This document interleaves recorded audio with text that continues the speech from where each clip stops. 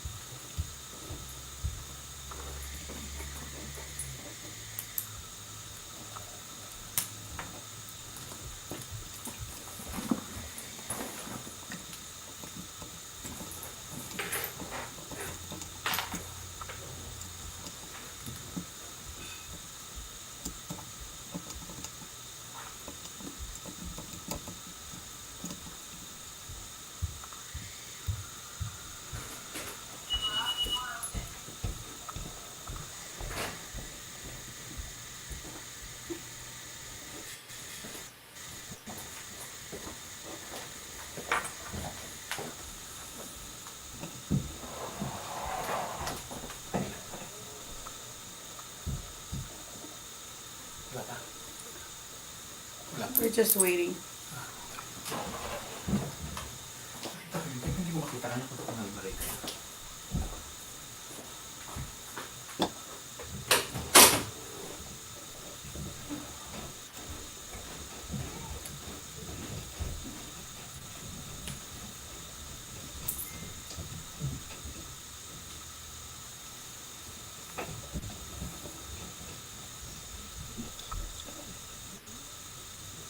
So there's about 5 million watching in the house. Thank you for connecting, guys. I don't know if can you guys hear me?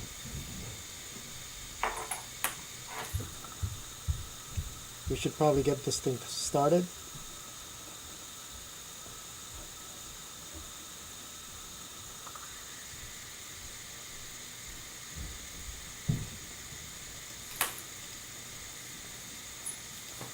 Okay.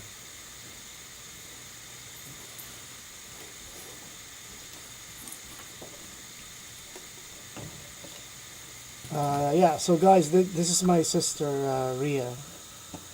Um, and she's an immigration consultant as well as a headhunter. Is that still a good term to use? A headhunter? Yeah, yeah. Well, in North America, that's what they call it. If you call me a recruiter here, a lot of people think of associated with an illegal recruiter. So, so yeah, I think they'd prefer, or I'd prefer a headhunter than a recruiter. Yeah. But the official terminology is a recruiter. Yeah. Once again, this is my sister. Her name is Ria. Are you older than me? Officially? Anyways, thank you guys. There's about 7 million watching in the house. It's 7 people, not 7 million, really. My sister might not be aware of that, but that's a term. That's a YouTube term that everybody uses. So yeah, part of the reason we wanted to do this is because living in a country like Canada, there's so much opportunity, and then people are really given value in a country such as this, and we're gonna give you guys a chance to learn, ask questions, and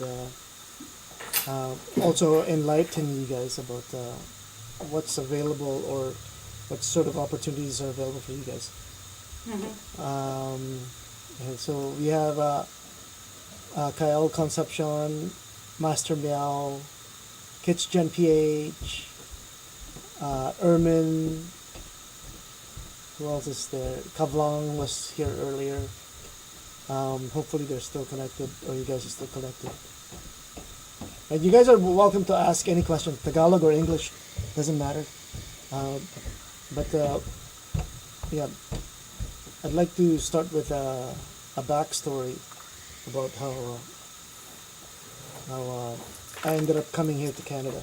So I got here sort of the easy way, and that's because I fell in love with my wife, my current wife, and she sponsored me. So that's sort of the easiest way to come here. Because you end up hooking up with someone, and you get married with that person, and then they bring you over. But my sister took a rather difficult path, I should say. So I'm gonna let her enlighten you guys about it. Yeah. Okay, so again, my name is Ria. I've been in Canada for 12 years now. But prior to that, I would frequent Canada. Like maybe I've been in Canada 2-3 years before actually 2-3 times, sorry, before actually migrating to Canada, and that's how I got to understand really how it is to migrate. But before I tell you my story, I'd like to, I guess, give you a little background about how many options or how many categories there are in migrating to Canada. Basically, there are three categories. First is how Kuya Ging got here. He got here based on the family reunification route, meaning family sponsorship. And family sponsorship, you have spousal sponsorship, you have parental sponsorship, you also have, your dependents, or, several other people that might fall into the category of a dependent. So if there's somebody in Canada who can sponsor you and fall under there's actually a very, very annoying sound, Kuya Ging. What's that? Oh, I'm not sure. I can't hear it. So Is it coming from me, or? don't I think hear it's coming from me, eh? Anyway. So, to continue, yun. So, you do have the family reunification route. Secondly is the economic route, which I took. Yun yung several options in terms of using your experience, your age, your educational attainment, and all of those things for you to come over to Canada. And the third category is the refugee category. That I don't think we will need to discuss. So we will focus on the sponsorship and the economic route, which are, the two most common categories used by, wannabe migrants to Canada. You'd think, you'd ask me, before you ask me, okay, how about a student visa or a work visa? Well, those are temporary options. Those are not permanent resident options. Those are not immigration options. But, of course, you can use the study route and the work route in order to come here and eventually become permanent residents. So, yeah. So, I guess, kung may question kayo about that particular explanation that I just made, feel free to type your questions in, and I will answer them. But for me, primarily, just to give you an idea, I came here through the provincial nominee program. The provincial nominee program basically is a combined work permit and a permanent resident route, so to speak.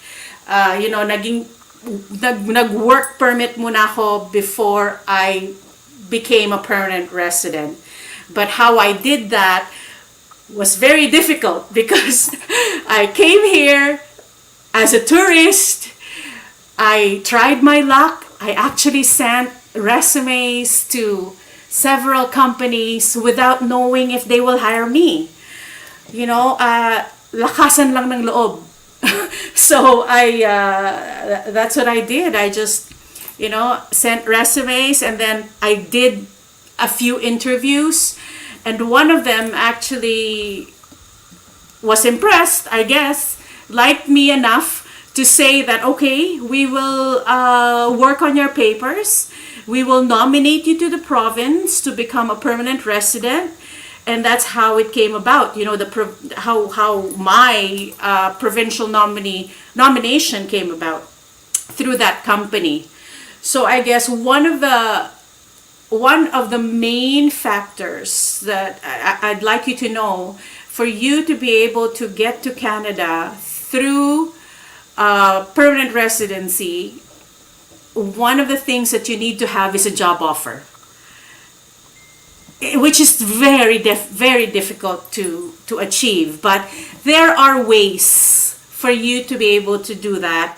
I cannot discuss all of those ways. There are over 100 ways to get a permanent residence through,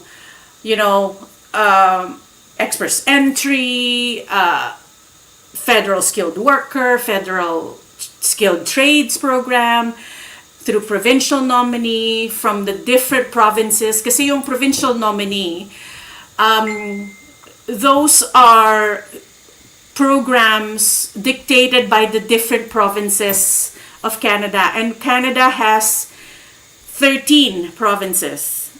So you can imagine that, you have a lot of options. It's just that, for us, or for people like, from the Philippines or from, outside of this country, they don't have a lot of idea about how to get here. I wanted to ask a question. I meant to ask you. So, do the people that actually already work abroad have more or better opportunity to come here than the ones from the Philippines? Or? Well, yes and no. It really depends on their experience and where they want to settle in Canada. If it's in BC, it's going to be very difficult. But my advice to a lot of people that have come to me is, consider looking at other provinces first. Like, Nova Scotia, Prince Edward Island, those are provinces where they really need workers. They really need human capital. So they are more lenient in terms of requirements. But, as I said, very open sila. They can take in truck drivers, they can take in, healthcare workers, care aides, it really depends on, what the province needs. Again, it's under that, it's either under that express entry umbrella or the provincial nominee program umbrella.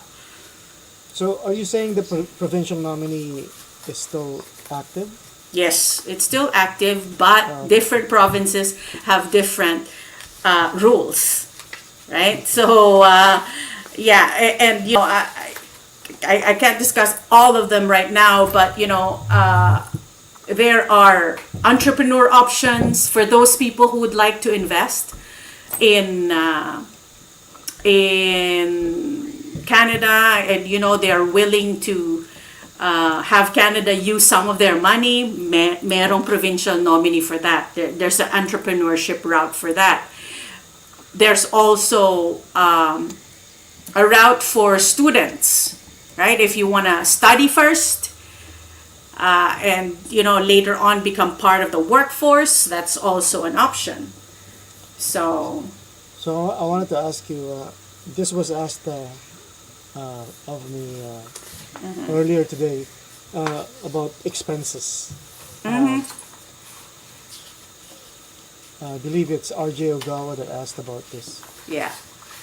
RJ Ogawa vlog, yeah. Yeah. Okay, RJ, expenses, how much do you need in order to move to Canada? Well, if you are lucky enough to be given a job offer, you don't need show money. I guess the terminology that is show money, right? No, you don't need show money if you have a job offer from a Canadian employer. For the application fees, let's just say you have a wife and you have 2 children. RJ is not female, sorry. Oh, sorry. If you have a husband, a partner. Sorry. Okay, not necessarily if you have a partner. Let's just say you have a partner. You and your partner would need about $2,000 in application fees, and your dependents you would need about 150 for each of them, for each dependent. Those are just application fees and right of landing fees. You don't have to think about show money anymore if there's a job offer. Now, you're gonna ask me how hard or how easy will it be to look for a job in Canada? The simple answer is it's hard, but it's possible. Meron bang nakakahanap ng trabaho even if they're not here? Yes, the answer is yes. How? There are different ways. Okay, you can go online, or you can contact the companies directly. You can, and that's, and I guess one of the things that got me into this business, the immigration business, is because I'm also a recruiter.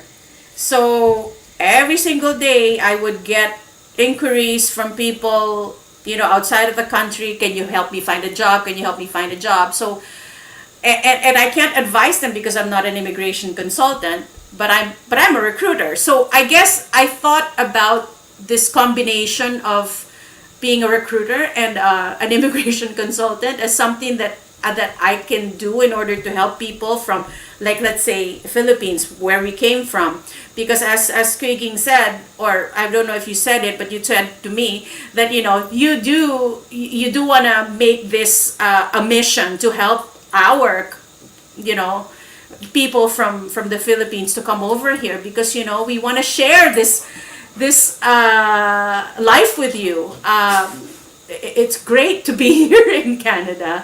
I think one of the things that we prepared, Quiging, was why we love to live here. We weren't able to discuss that. We weren't able to discuss that because when we were preparing for this live stream, we brainstormed about, okay, so why do we want to convince people to come here, right? Because, well, it's simple. Canada Actually, is, yeah. Sorry to interrupt. There's a question there from Nice01. When you apply a job in Canada, is it still required you have at least finished 72 units, or depends on the job application? So there's a question right there. 72 units of what? No, some jobs don't even need education. Depends on what you do. Nays, what is your background? What experience do you have?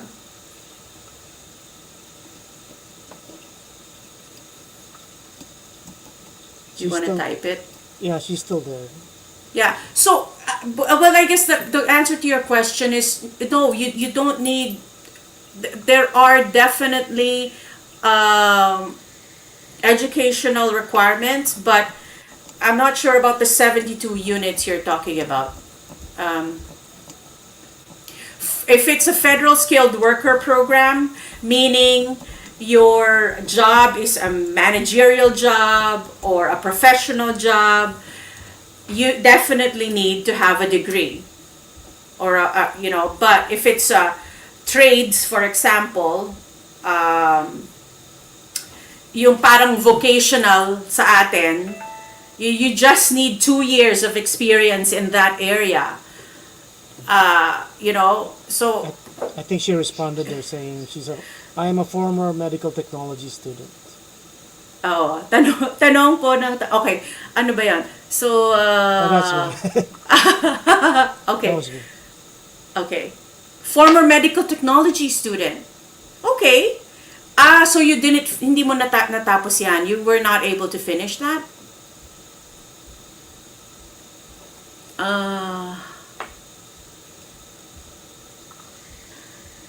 You know what?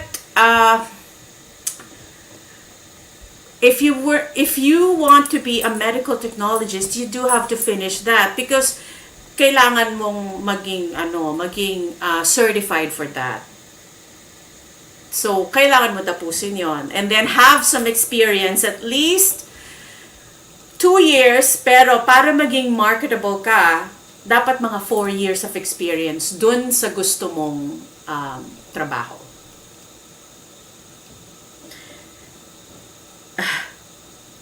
Hi, Nays. Yeah, if you have other questions, just let me know. Just type. Anyway. So, yun nga, I wanted to segue into that. we wanted to also let your viewers know how great Canada has been to us. Like, for example, during the pandemic, very supportive ang Canada sa amin. You know, a lot of the businesses have closed down, and for those people that were affected, or they lost their jobs, or they didn't, they weren't able to make money, the government subsidized us for several months, meaning gave us money to live by. For how many months nga? 6 months, I think. They gave us money for 6 months so that we can continue living our lives. Yeah. I mean, how many countries can do that, right? So it's great. There was so much money given to Canadian, and not only Canadian citizens, but also permanent residents. Yeah. Yeah. They called it CERB money.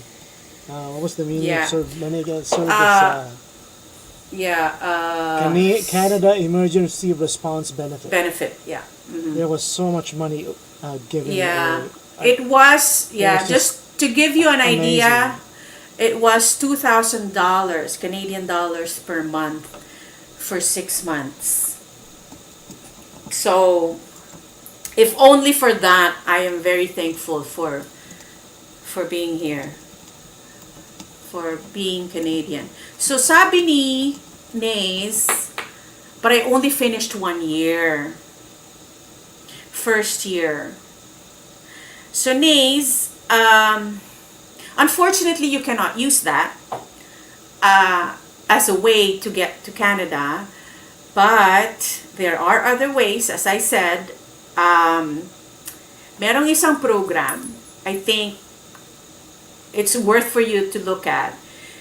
Yung AIPP ang tawag. It's Atlantic Immigration Pilot Program. Itong Atlantic Immigration Pilot Program, it's for the provinces na sobrang lamig. But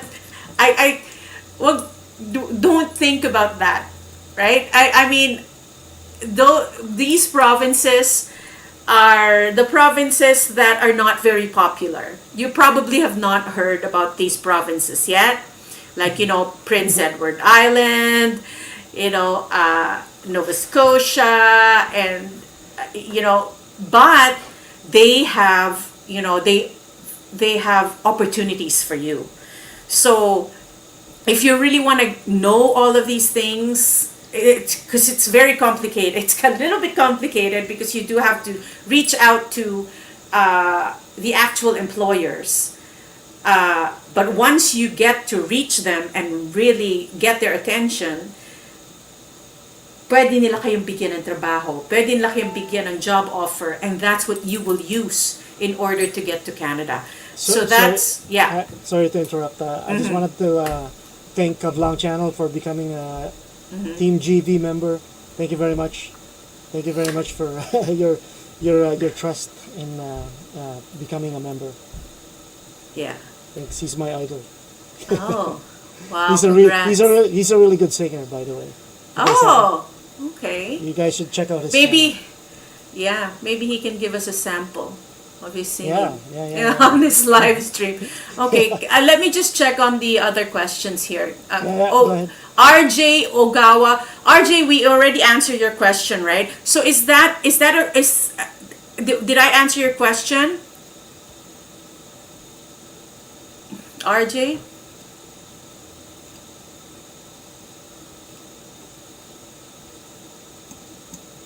Okay, what else? Okay.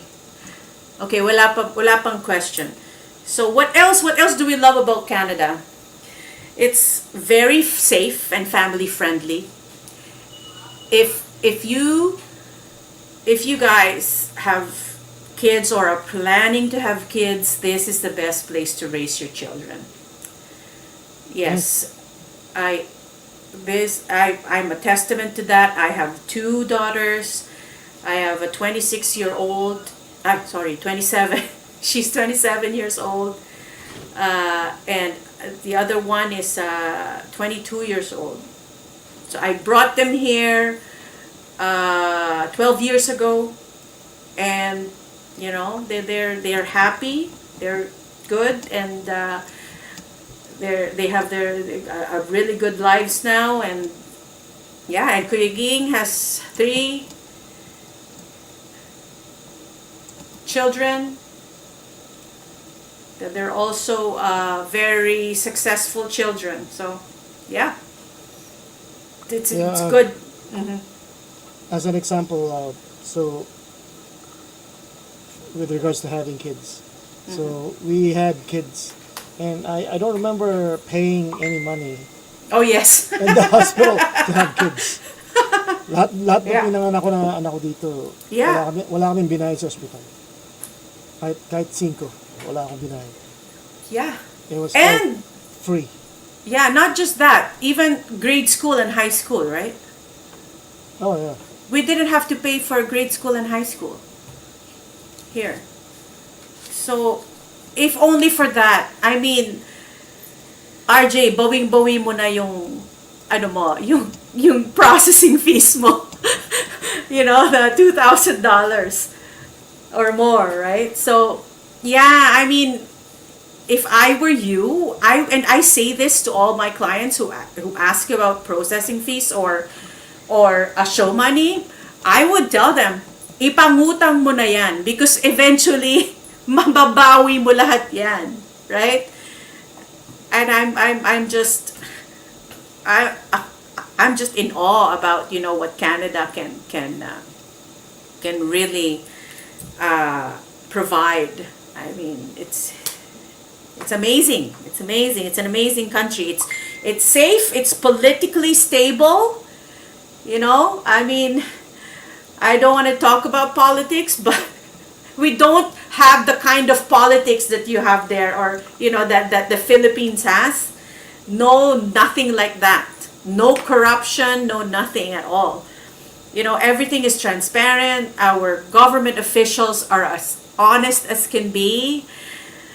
I'm just so proud to be here. I'm just happy to be here. I Sorry cannot to interrupt. stress it enough. Yeah. I just want to welcome Aldrin De La Torre. Thanks for connecting. Luz Beminda De La Cruz. Salamat po. Tipaklong Foundation. These guys are new to this to my channel. Salamat po nice. at nakikinig kayo. Yeah, stay tuned, and kung may mga tanong kayo, please do. Magtanong lang kayo kung ano gusto niyo tanong. Si RJ is wanted to clarify. Akala ko po it's 200 to 300K processing fee to go there. So you mean, how much is you're probably talking about your fees for the immigration consultant. RJ, the immigration consultant is not part of that quotation that I gave you. Yung 2,000 Canadian dollars that I was talking about is what you pay to the government. Yung application fees yon at saka right of landing fees. Now, what you pay your immigration consultant is another story, because you can choose to do this on your own, or you can choose to have an immigration consultant. There are advantages and disadvantages to using both, RJ. Ako kasi, of course, I'm partial to you using an immigration consultant because immigration consultant ako, but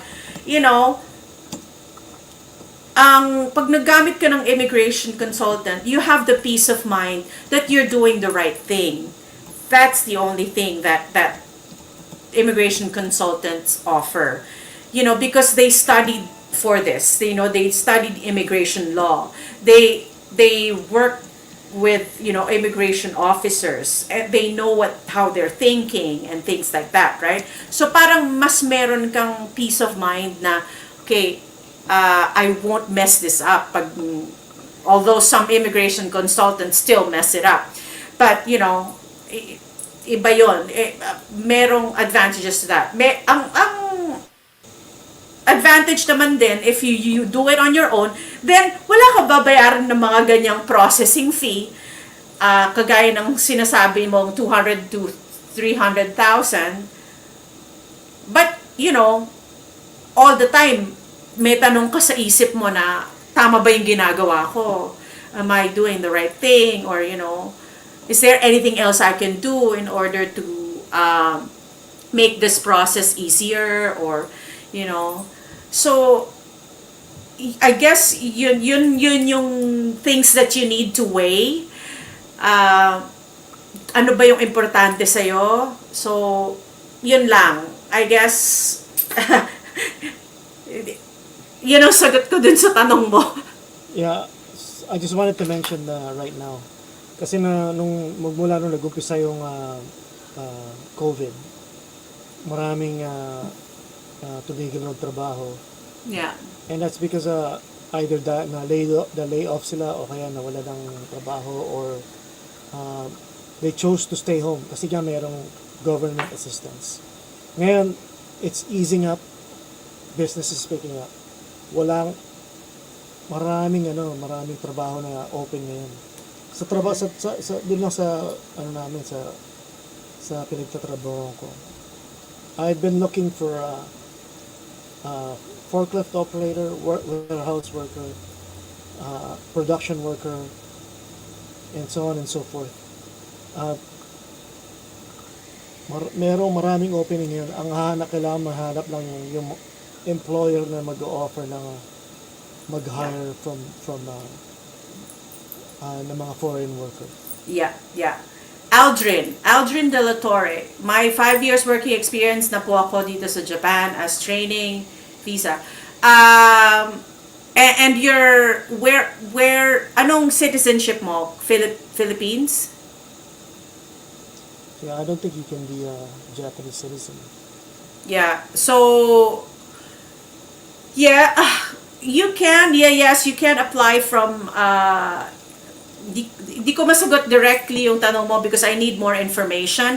But yes, your 5 years of working experience in Canada, I mean in Japan, is going to help you out. Para mag-apply dito para mag-apply dito sa Canada. Ano to yun? Ano yung hostess? Meron si Aldrin has sent a YouTube link. Oh, that's okay. Don't worry about that. Okay. They wanna. I guess one of the common questions that we have is paano mag-apply ng trabaho dyan. Okay. As I mentioned this earlier, maraming ways. So but the first thing that you need to do is put your resume on jobbank.ca. Can you type that into the Yeah. thing? Jobbank.ca.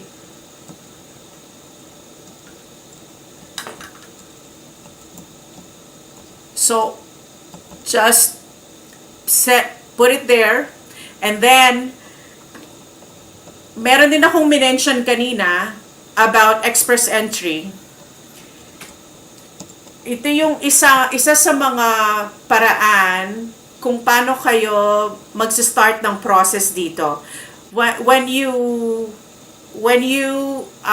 create a profile, express entry profile sa canada.ca, yan yung canada.ca is the website of the immigration website of Canada. If you go there, go to express entry, maggawa kayo ng profile, pwede kayong mag-calculate o i-assess yung possibilities kung paano kayo makakapunta dito, either through a skilled worker, either through a federal skilled trades, or a Canadian express entry, Canadian experience class. So, merong mga different ways for you to get there. Sorry, hindi ko masagot in one go kung paano kayo makakapunta dito because there are over 100 options for people to get to Canada. Ang daming options, but as I said, one of the things that you can look into right now is AIPP, Atlantic Immigration Pilot Program. And if you have questions about that, you can always email me. You can put your email there. Yeah, you can always email me and I will be happy to answer your questions. Pero look into AIPP. If you don't mind working in, the not so famous provinces of Canada. Atlantic what? Atlantic Immigration Pilot Program.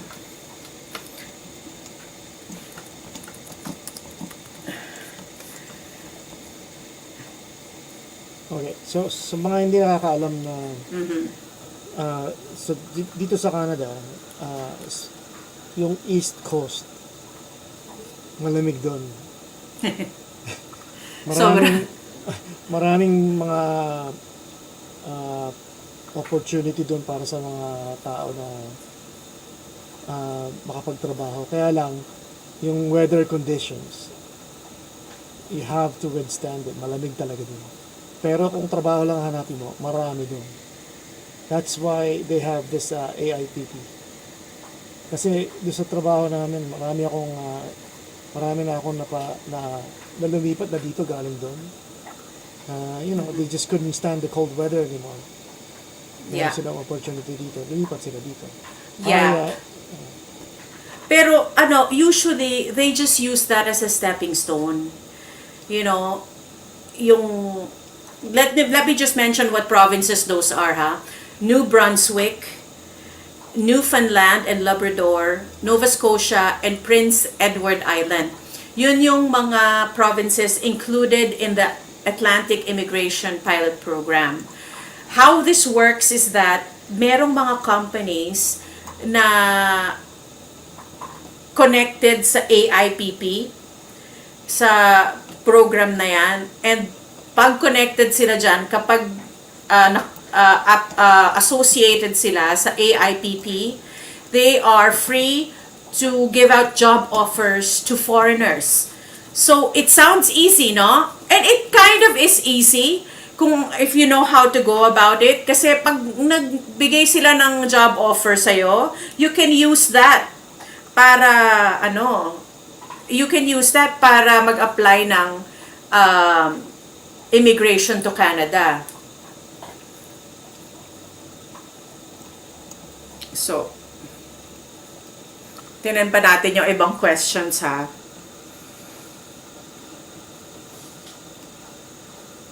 Ano po ang in-demand work for now in Canada? In-demand would be anything computer-related, it's still in demand. Healthcare-related is still in demand.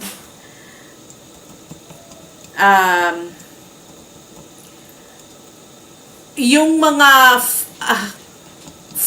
frontline people are still in demand. Dun sa AIPP immigration program that I talked about earlier, even retail associates and yung mga associates in restaurants, frontline sa restaurants, binibigyan nila ng job offer.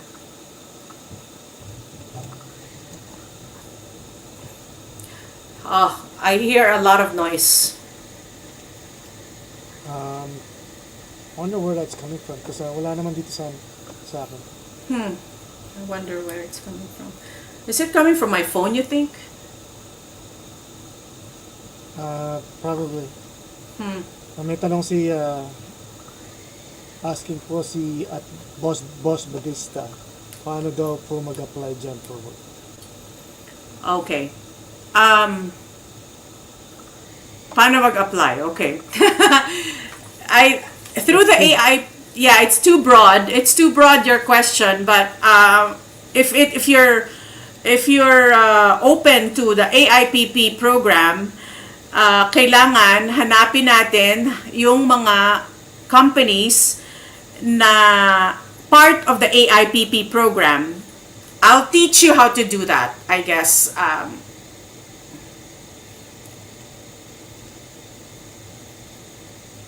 Hold on, let me just find the link to that.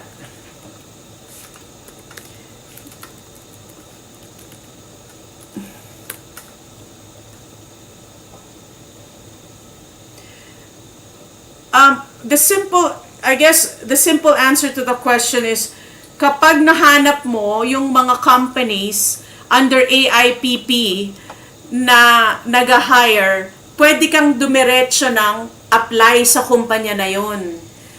Yun yung pinakamadaling way to apply for the AIPP.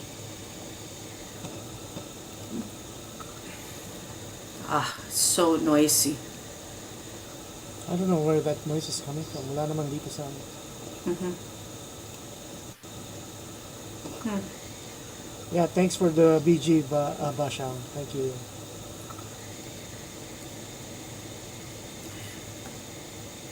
Okay, there's another question there from Aldrin De La Torre. Ano po ang requirements para makapag-apply ng AIPP? You know what? It's just the job offer and yung medical. You have to pass the medical examination and yung fingerprinting, biometrics and things like that, and yung processing fees lang. Ang processing fees for, I think, for that is very minimal. I'd say about $230 for to start. It's not a lot, and you don't need, Aldrin, you don't need show money for AIPP dahil meron kang job offer.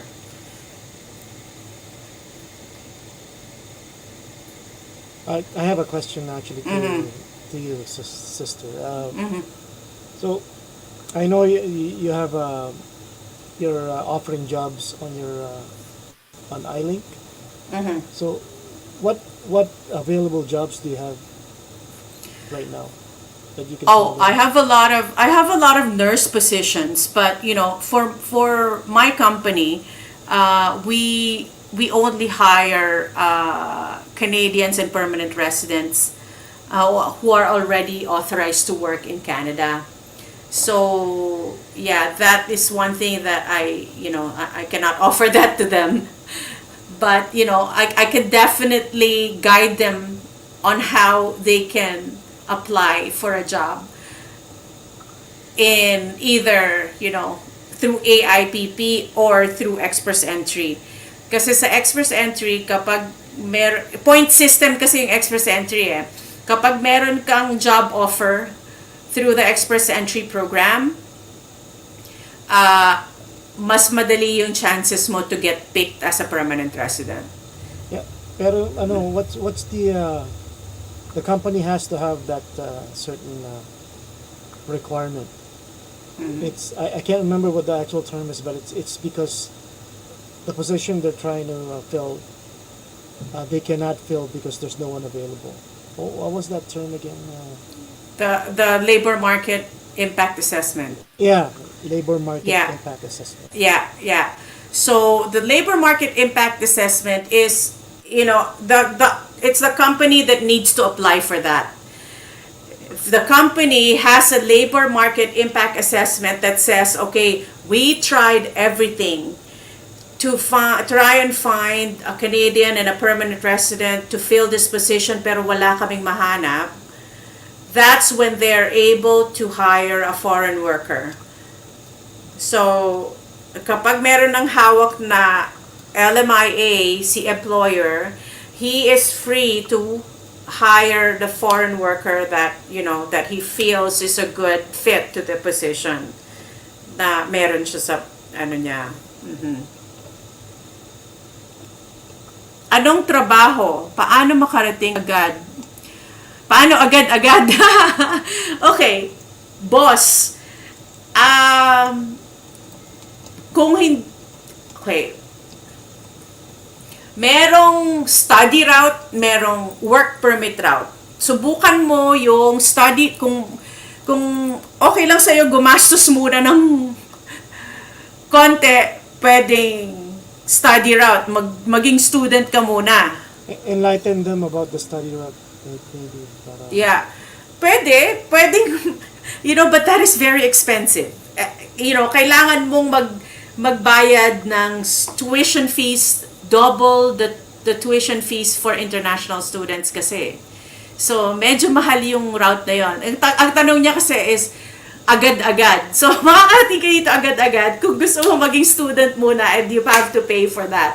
That's a lot of money. Pero, pag student ka dito, pwede kang magtrabaho for 20 hours a week. Yeah.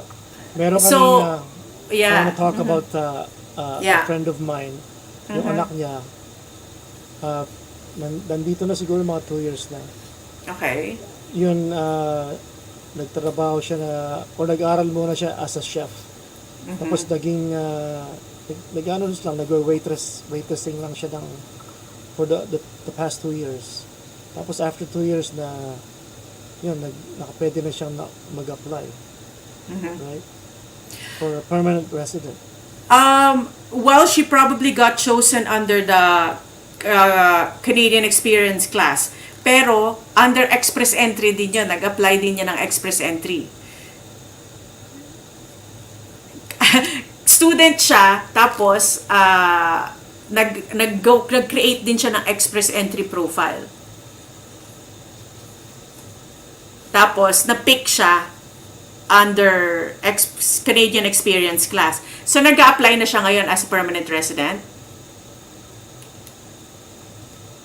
I think she did, yeah. She did. Yeah, because she was chosen. Okay, if there is anything, guys, listen to me. If there is anything you need to take away from this live stream, I'd like you to know, okay? If you are a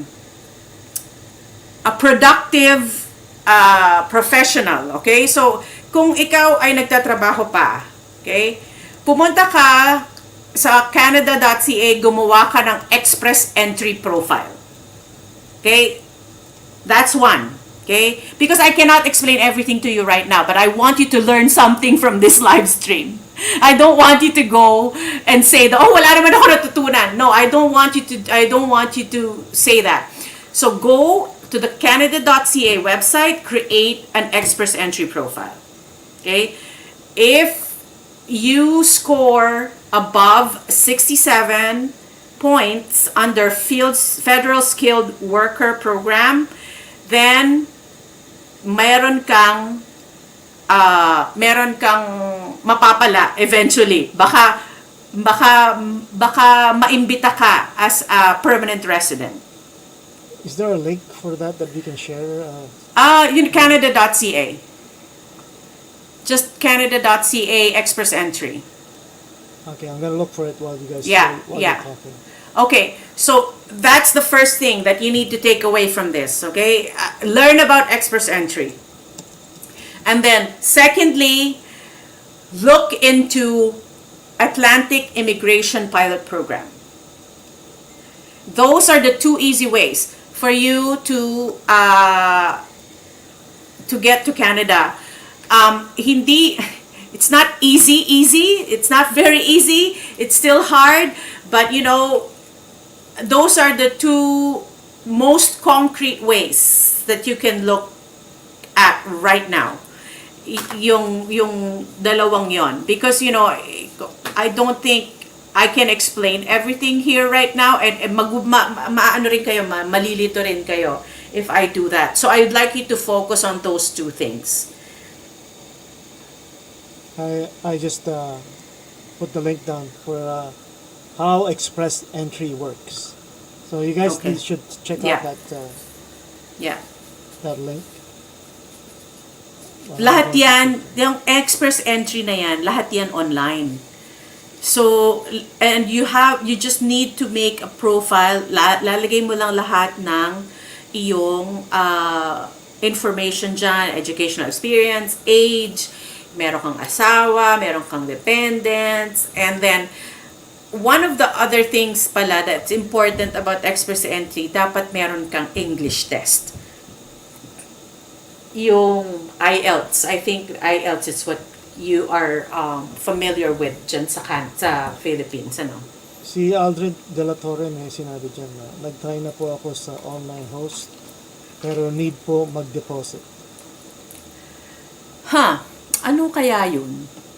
Saan ka Aldrin, if you wanna discuss that in private with me, but I don't know, I don't think you need to deposit any money. Baka scam yan, ha? Baka scam yan. You don't need to deposit any money. Don't do that. Don't fall for those things. Baka scam yon.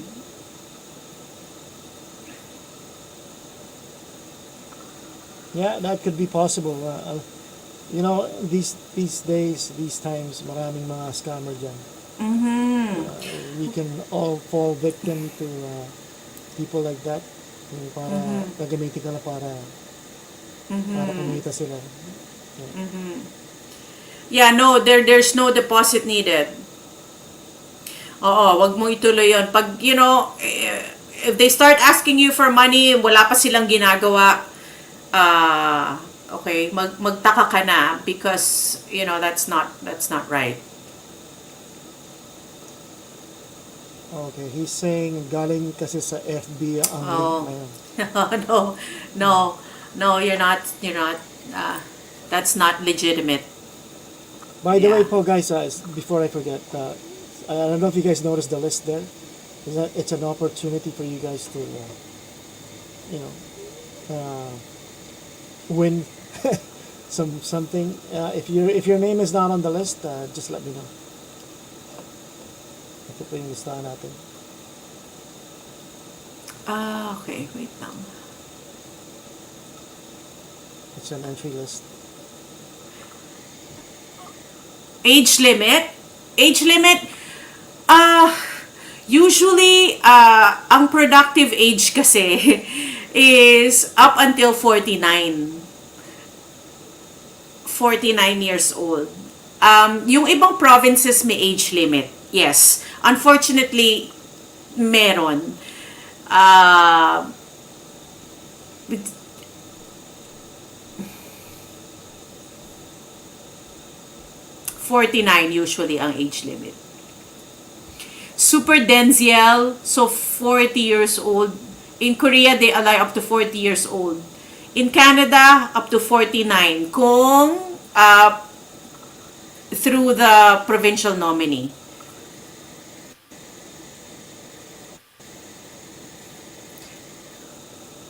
Pero sa express entry, wala ka lang points kung over 52 ka na ata, wala kang points. Pero pwede ka pa rin mag-apply. So in other words, meron at wala. Pag provincial requirement, meron for some other provinces. Pero pag sa express entry, walang age limit. Super densial. Gusto ko tuloy itanong, how old are you na ba? Bata pa yan. She's got really cute pets. Oh, okay. So you shouldn't be concerned about your age then.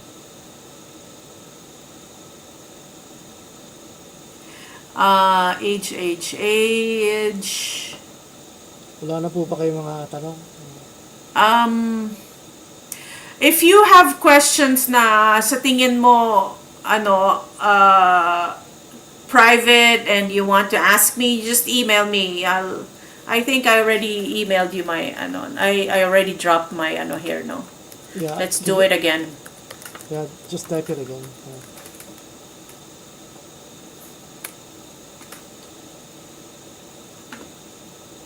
I'm 44. Okay, do they? Oh yes, yeah, yeah, yeah. No, I mean there is no hindrance for you at all. And do you have a partner, or because having a partner also helps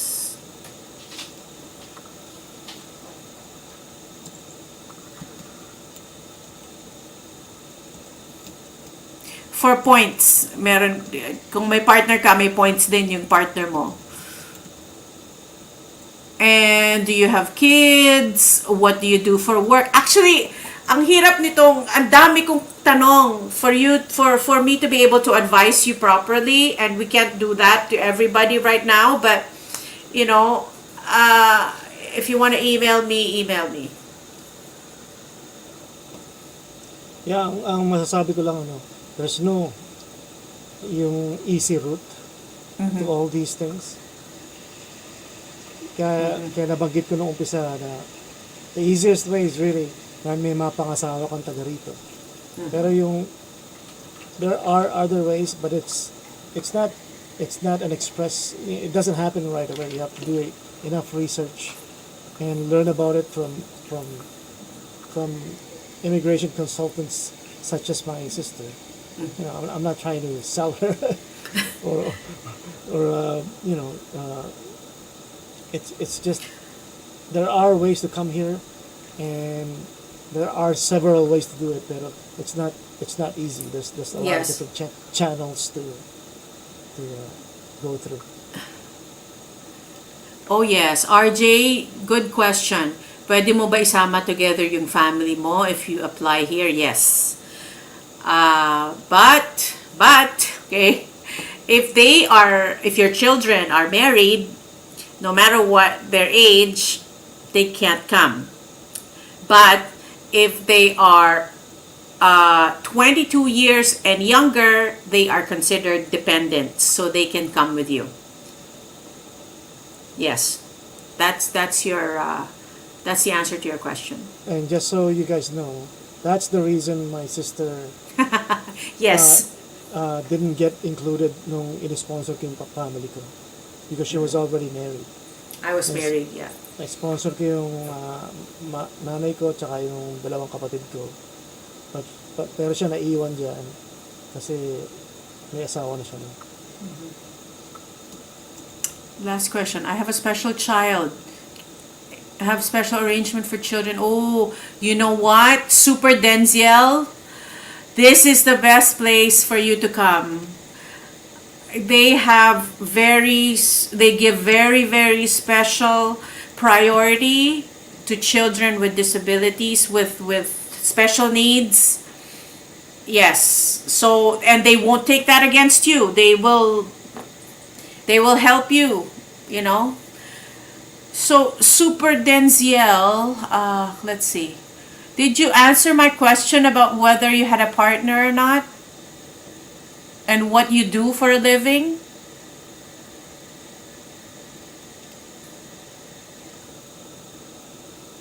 I'm not sure I got what you meant.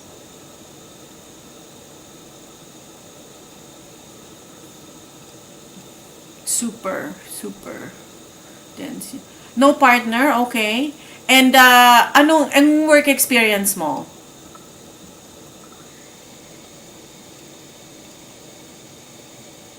Okay, that's good. I also, when I came here, I was also annulled. yan din ang marital status ko when I came here.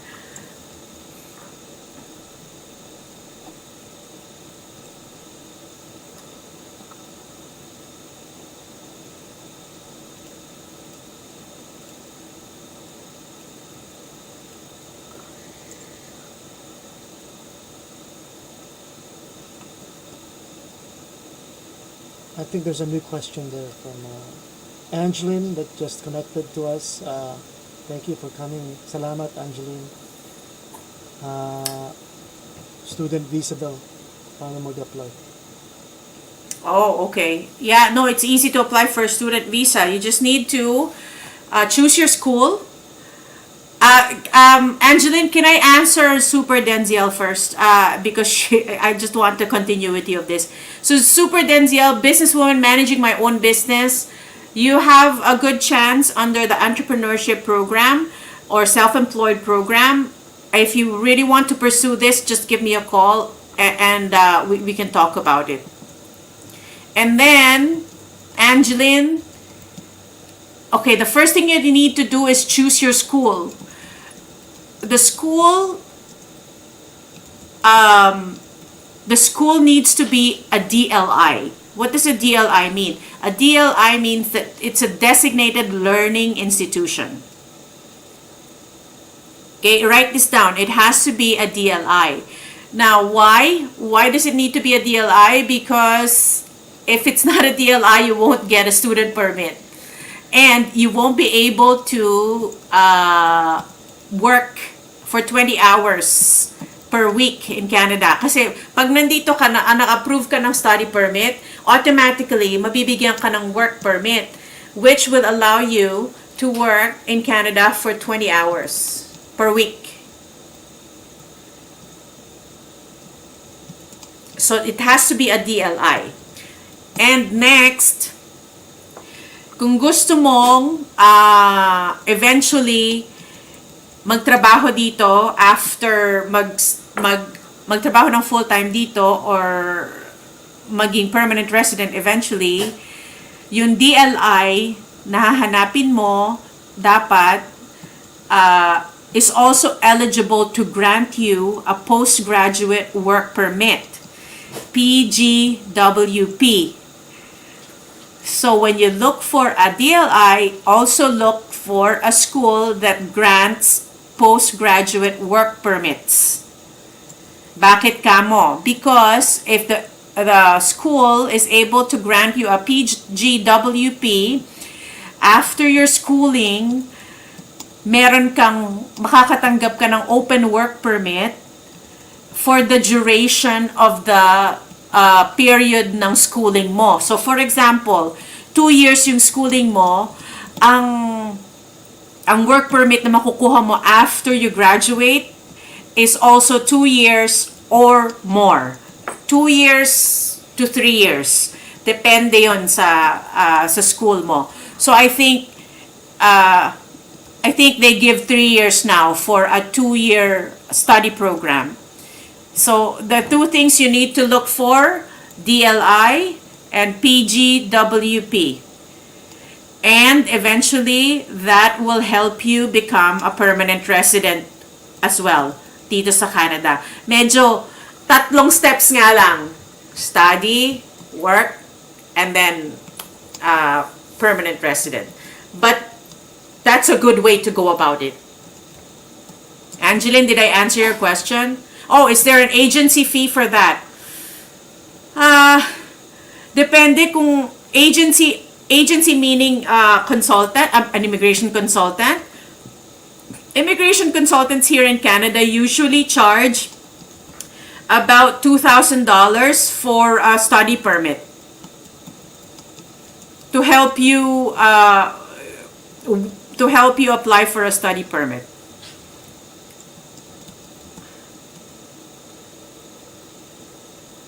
I just want to mention dito maraming mga nagtatrabaho na kadalasan mga taga Australia, New Zealand, kasi mahilig ako mag-snowboard. Doon sa mga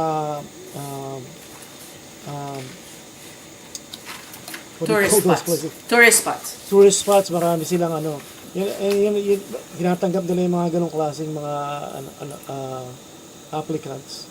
Mm-hmm. Pero yung mga yun nag-aaral dito and Yeah. they work like for 20 hours. Yeah. Or, some of them, working holiday visa yun.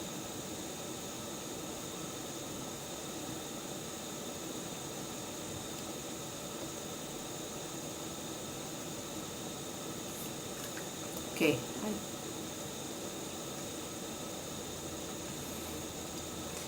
Okay, are we still on? Can you still hear me? Yeah, we're on. Okay. Sorry, I thought I lost you guys. We're Okay. still here. Yeah, so Baka may mga tanong pa ba kayo? Need mag-ipon. Need mag-ipon. Yes, totoo yan. You need mag-ipon at or if you can as I said, mababawi mo lahat yan pagdating mo dito. So if you want to ask for help from your relatives, you can pay them back right away once you get here. Yeah. Okay. Paano yung processing fee mag-migrate dyan? Okay. Ang processing fee, I think, ang application fees and processing fees magkaiba yan, ano? Kasi, ang application fees, pinabayad mo yan sa government. Right? So, usually, for PR applications, sa isang tao, you're looking at around 1,000 Canadian dollars for your PR application and then your right of landing fees for one person. Yeah. And then the same amount if you have a partner. If you have dependents, 150 each. So, yun yung application fees that you pay to the government. For processing fees, depende yan kung gagamit ka ng agency or immigration consultant. Iba-iba yung fees nila. So, yan. Di ko masagot yung magkano yung processing fees for different immigration consultants, but yeah, iba-iba kasi yun eh.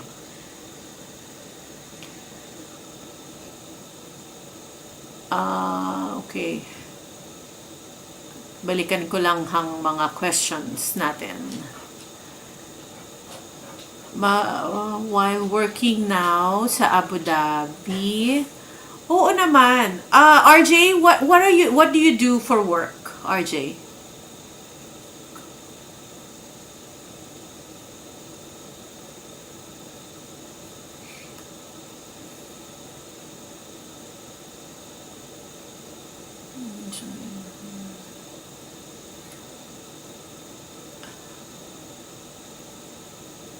Orientation seminar for migration.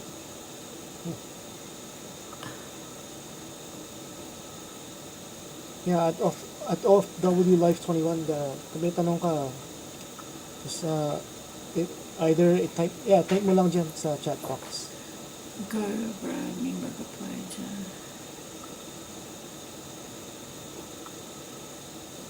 Yeah, so Angeline, yeah. No, a lot of immigration consultants do that. Nagsiseminar sila to make you understand kung ano yung options mo. I think I want to do that sa Philippines when COVID is over. I want to go there and do a kind of a workshop for those people who are interested. Okay, hold on. May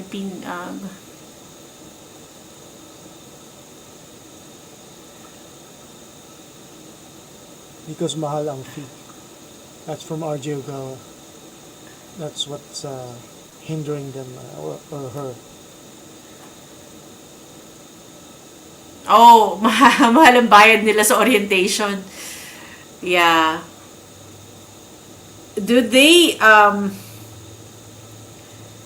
yeah, usually they make money out of it. Pero Angeline, if you want to start, ikaw yung nagtanong about the study permit, diba? Madali lang yun. Sobrang dali lang yun. You can do that on your own. But as I said, if you want peace of mind and guidance, kaya gagamit ka ng immigration consultant. Pero as a student, I don't see the need to do that.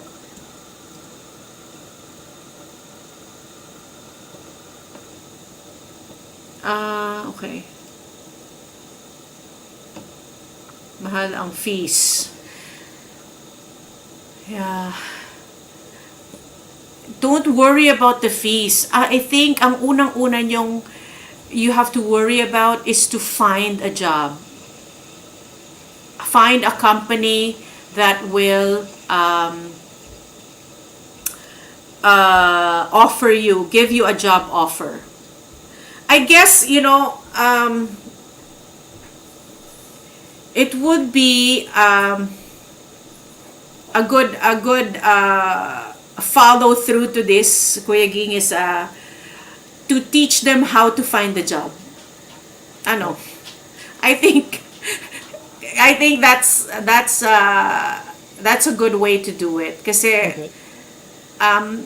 mahirap yung ang lahat ng immigration programs dito, almost all, lahat ng immigration programs nagsisimula sa job offer. Dapat may job offer ka. Hindi kagaya nung araw na ano lang, yung basta meron kang points, pwede na. No, not right now. Because right now, it's based on an invitation. Kailangan maimbitahan ka. You have to get an invitation to apply for you to become a permanent resident. Ngayon, yeah, you have to have a job offer in order for you to be competitive in Canada. So yun ang, I think yun ang, ano yun natin, i-target natin next time. But, yeah, the immigration options, I hope it's clear, at least the 2 points that I mentioned. Well, yeah, earlier. Express entry and AIPP. Yeah, I was trying to share the job bank website, but it's not.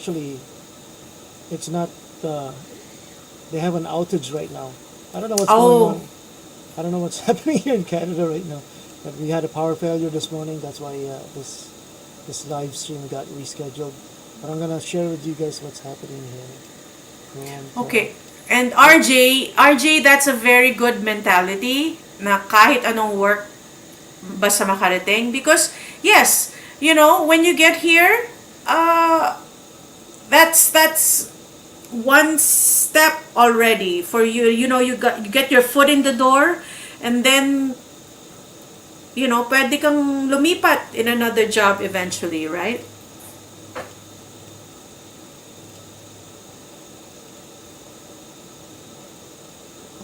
Paano po makakakuha ng job offer?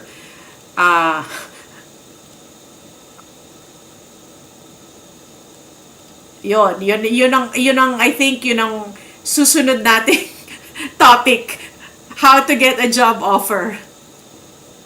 Kasi very very broad topic yan. Pero just for the sake of discussion, I got my job offer because I went to Canada as a tourist. I came to Canada as a tourist and tried my luck in applying to companies that I think would hire me. Yun yung ginawa ko. But since hindi ganun kadali yun na, pumunta ka dito as a tourist, first thing you need to do is, try and look at the companies under AIPP who are hiring, and you can send them messages directly. That's the easiest way right now.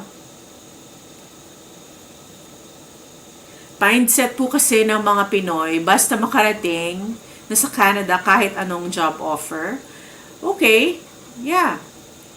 That's a good mindset. Yeah, that's a really good mindset. No, Aldrin, no. As I said, for the sake of discussion, yun, sinabi ko lang yun dahil yun yung ginawa ko. But, no, you don't need to be a tourist here para makakuha ng trabaho.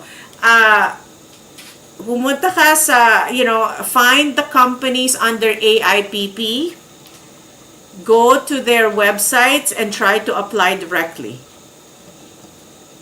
to these companies. Can we just Google that? AIPP companies? Yeah. Pwede, oo. Pero iba-iba kasing Yeah, it's here. AIPP company list. Okay, I'm gonna try it right now for you guys. Yeah. Okay. And remember, this is, ang AIPP has involves different provinces.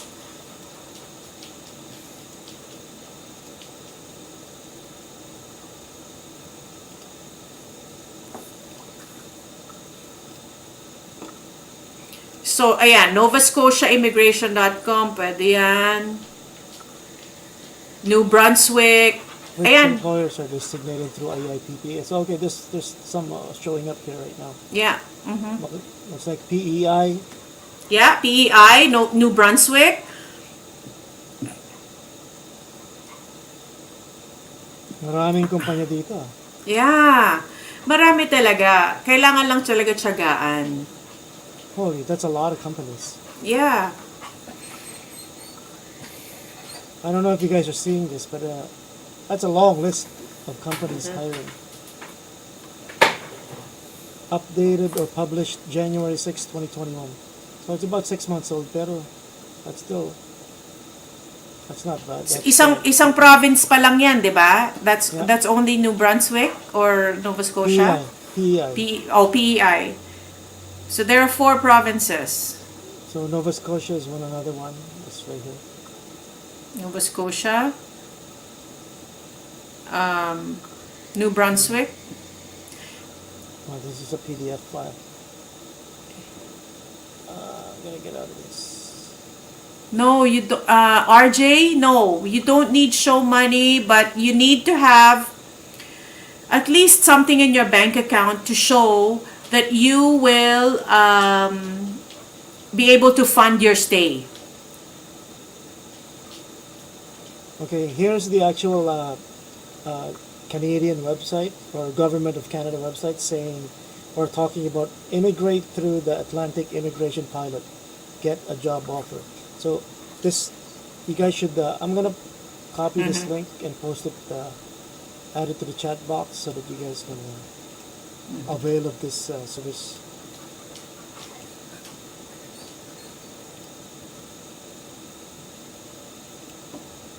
Hey, Jermaine, thanks for connecting.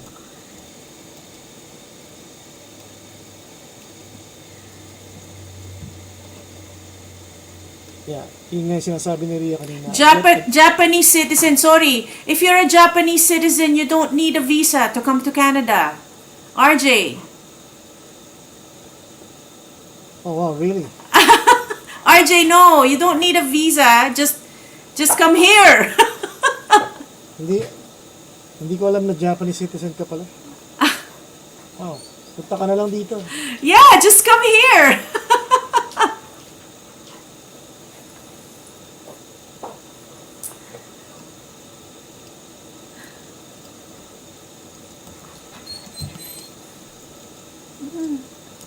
You don't need a visa, just come here. You don't need to prove anything. You have a right to be here because you're a Japanese citizen.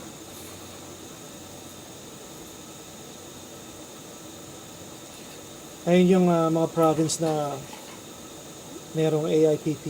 New Brunswick, Yeah. Newfoundland and Labrador, Nova Yeah. Scotia, and Prince Edward Island. or PEI, yeah. So this link here, you guys should check it out. Yeah. That's a good start, guys.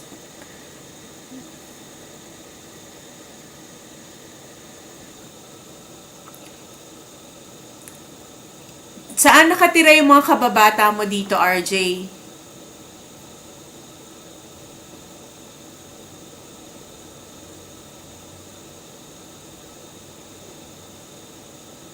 Oh.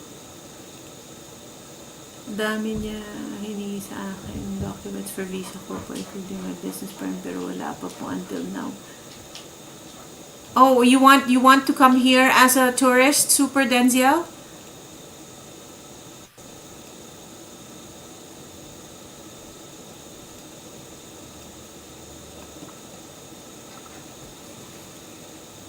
Kasi, well, because of COVID, there are lots of delays.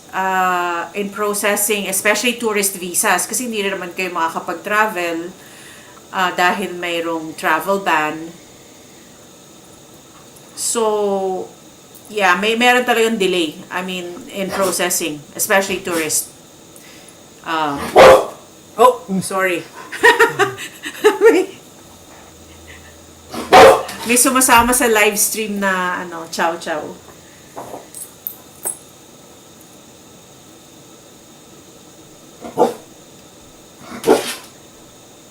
May invitation ako from a friend there sa Canada. Hold Ang on. daming documents for visa.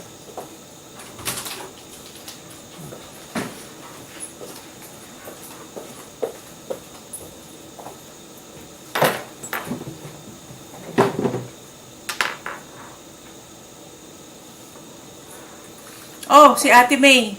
Ate May!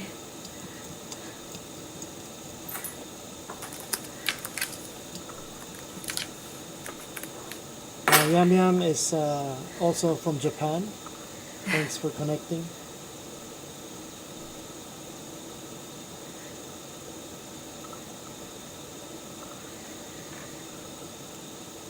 And thank you for the 16 million watching in the house. Peace. Peace.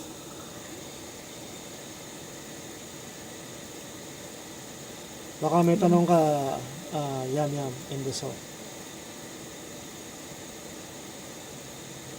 Well, RJ, if you decide to come over, we are in Vancouver. See us.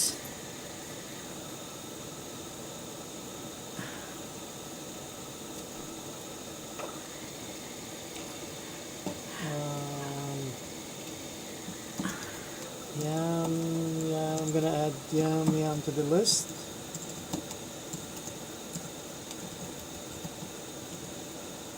I'm gonna share. Super Denziel. Super Denziel, that can be an option. Tourist, then hanap ng work. Yes, it's an option. I'm not saying it's highly possible. That's what I did.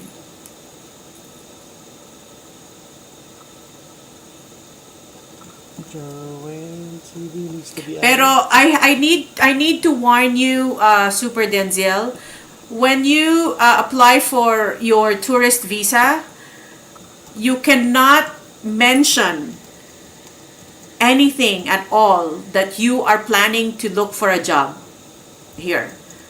Pababalikin ka sa pinanggalingan mo if that's what you tell them, at the border, or if you put that in your application form or anything. You have to be very careful about what you're saying, because if you apply for a tourist visa, your intention has to be to become a tourist here. Walang iba dapat na intention kang i-mention sa kanila. Okay? Yeah, but of course, between you and I, we know that, you want to come here in order to look for a job, but,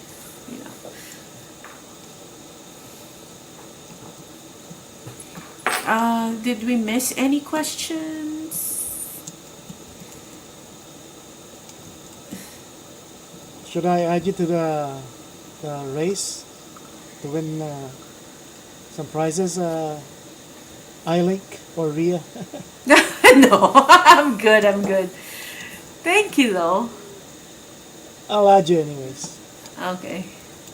And if that's it, are you guys finished asking all of your questions? Or I'm gonna start the race, and it'll be for 8 hours, and whoever wins, they have to be present at the end.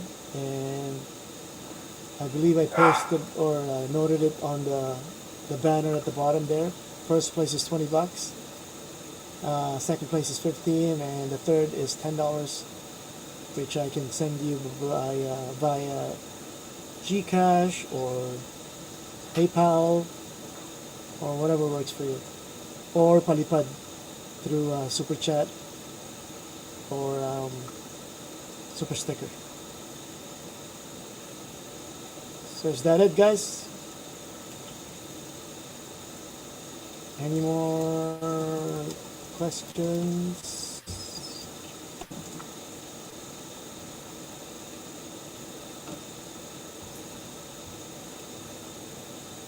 I guess that's it.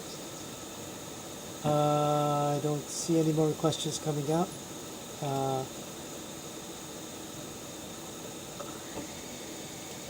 We're gonna end this live stream. Thanks everyone for connecting, and I will start the timer, the stopwatch in about 10 to 15 minutes. Just gonna take a little bit of a break, and I appreciate you guys coming and connecting. Salamat po sa lahat sa inyo na dumalo. And it's been a pleasure to help you guys, and I hope somehow that we were able to give you guys some insight on how to come to Canada, and or what ways you can sort of tackle towards coming to Canada. Kung wala na po kayong mga tanong, we're gonna end this live stream, and thank you very much. I appreciate you guys connecting, and have a nice day po. Goodbye. Thanks, sis. You're welcome. Thanks, everybody. Thanks for listening. And if you have questions, as I said, feel free to email me. And I hope you learned something from us today. Can you drop your email address again for the last time? Okay.